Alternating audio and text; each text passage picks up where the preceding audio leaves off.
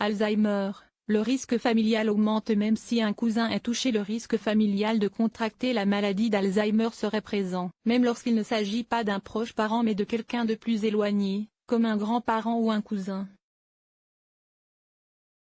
C'est la conclusion d'une étude américaine.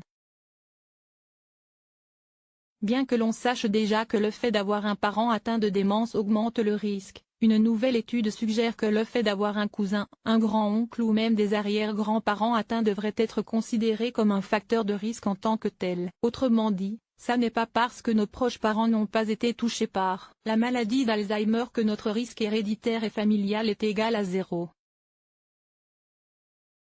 Dans leur étude publiée dans la revue Neurologie, des chercheurs de l'Université de l'Utah, États-Unis, ont analysé les dossiers médicaux et certificats de décès de 270 800 Américains, en examinant 4 générations à la fois.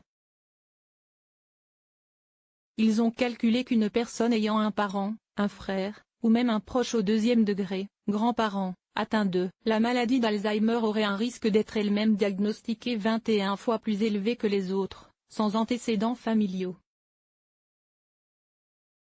L'étude révèle en outre que le risque de maladie d'Alzheimer serait doublé si 3 parents ou plus au 2e degré, grands-parents, oncles, tantes, demi-frères et demi-sœurs, en ont été atteints.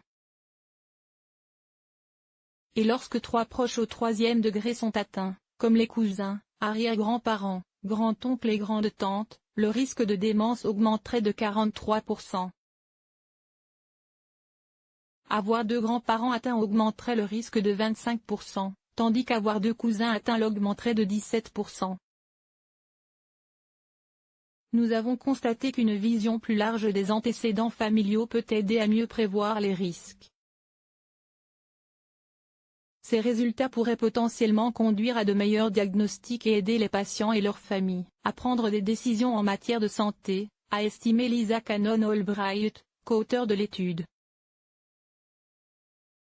Malgré tout, il reste possible de limiter ce surrisque familial en limitant les autres facteurs de risque connus pour la maladie d'Alzheimer, via l'adoption d'un mode de vie sain, d'une activité physique régulière, en surveillant sa tension artérielle ou encore en limitant sa consommation de tabac et d'alcool.